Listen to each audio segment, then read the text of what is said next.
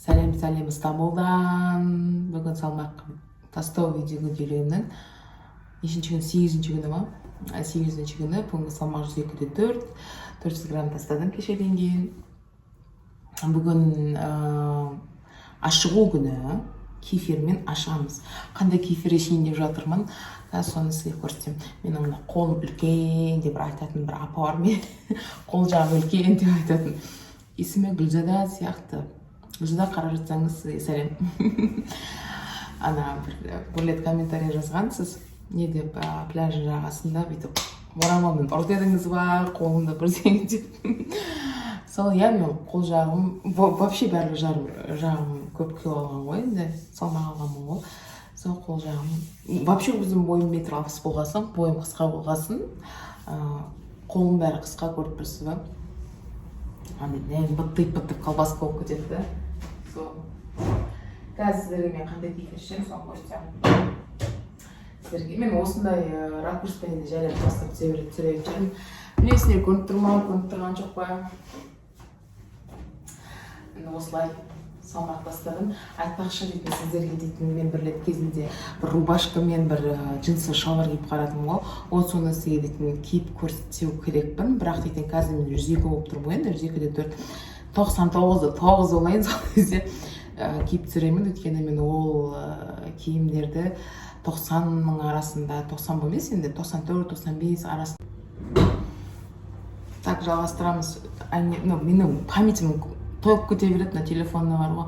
iCloud'тан орын сатып алам ба, память сатып алам ба, әлде телефонымды өзгертем бе, 1 терабайтқа дейсің да. Көреміз бұйыртқан. Бірақ мен телефонымды ауыстыр. Қалай? Телефонның түсіруіне, телефонның түсіру сапасына, фотолар, видеоның сапасына қанағаттанамын. Тек түнде дұрыс түсірмейді.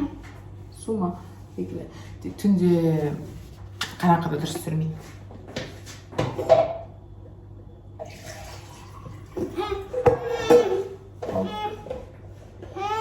Ама бір шет екеуім.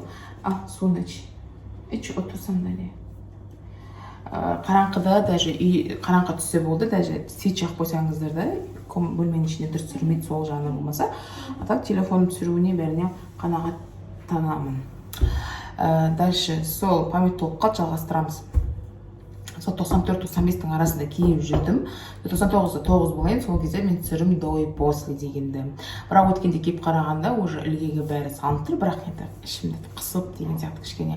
Ана ең бастапқы видеода тіпті ілгегі салынбақ түгіл мына жақта жатты ғой, қарнының іші не дейді, мәше мұн жақта жатты.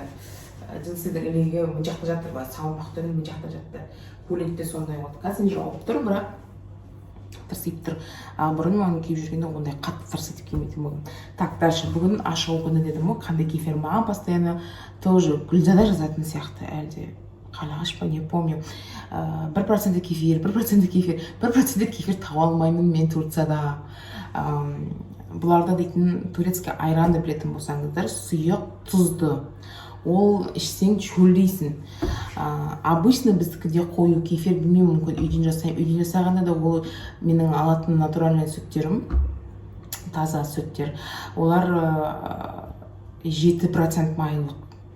Сол себепті мен жерде міне 3%-тік майлығы осында кефир ішем, 1%-тік жоқ менде, таба алмаймын мен. Кефир деп атын көріп тұрсыз ғой, осы орыстардың біз жақтан алынған сөз ғой, кефир деген. Біз жақтың кефирі деген сөз, біз жақтың айраны. Бұл жақтың айраны сұйық, су сияқты, тұзды болады. Турцияға келіп ішіп жүргендер біледі. Сол себепті мен кефир деген сөз көріп қалсам болды алам, бірақ мына жеріндегі процентімді қарамаймын. Проценті көбіне емес, паста енді 3%-тік болады. Сол, ал жаным. Шығар, Бәрден ақы болады ма? Әлбетте. Қатын қалпынша қойын отыр. Орай ма да? Бекілі. Отыр. Сол қарағандарыңызға рахмет, мен осындай кефир ішемін деп жатырмын. Осы кадрмен бүгін бітіремін, тек бүгін тек осы кефир ішемін. Қарағандарыңызға рахмет. Ертең көріскенше, ертең салмақты қараймыз қанша болатынын. Пока-пока.